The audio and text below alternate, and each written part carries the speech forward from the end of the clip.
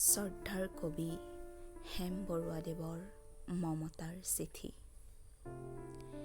If you are coming down through the narrows of the river Kyang, please let me know beforehand, and I will come out to meet you as far as Sofusa, Ezra Pound.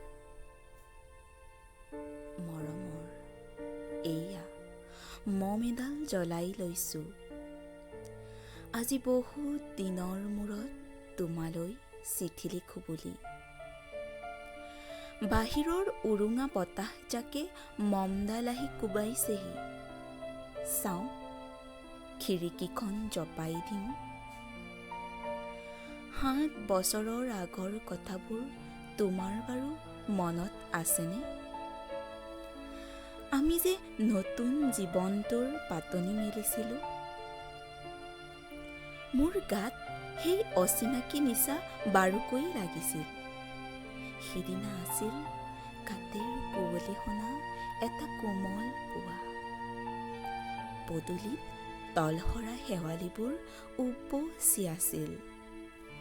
আৰু সন্ধিয়া মই তোমালোকৰ ঘৰলৈ নকৈ আহিবৰ দিনা আকাশৰ মেঘৰ মোহনাত হালধীয়া জন্তু নাওখন হৈ আমাক যে ৰিঙিয়াই মাতিছিল তৰাৰ দেশলৈ।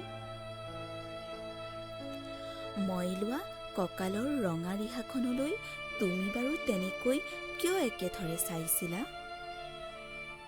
মোৰ কেনে লাগিছিল জানা?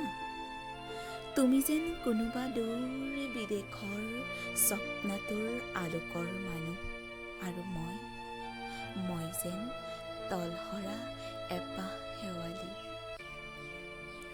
সেইদিনা মন সাগৰত মোৰ এৰি অহা আৰু আহি পোৱা অলেখ ঢৌৰ কঁপনি জাগিছিল।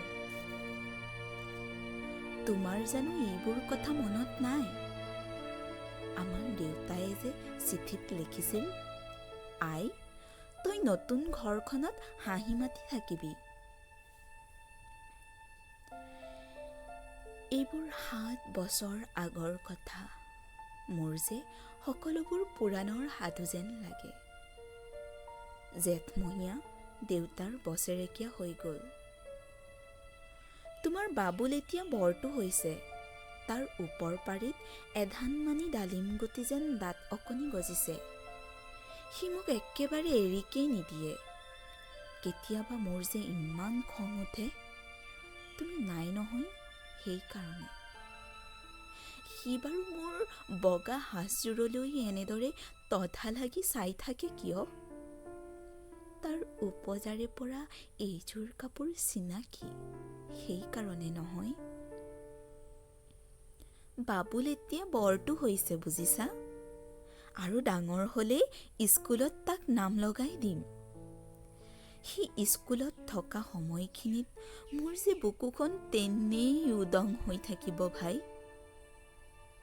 আৰু কি লিখিম, বিশেষ একো নাই।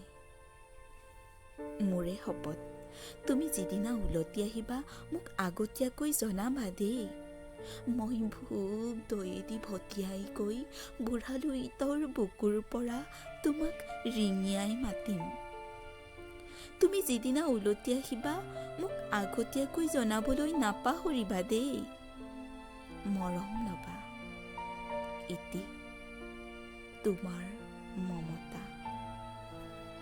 পুনঃ এইবাৰ বুজিছা, মাঘৰ বিহুৰ মেজিৰ জুইকুৰা বৰ ৰঙাকৈ জ্বলিছিল।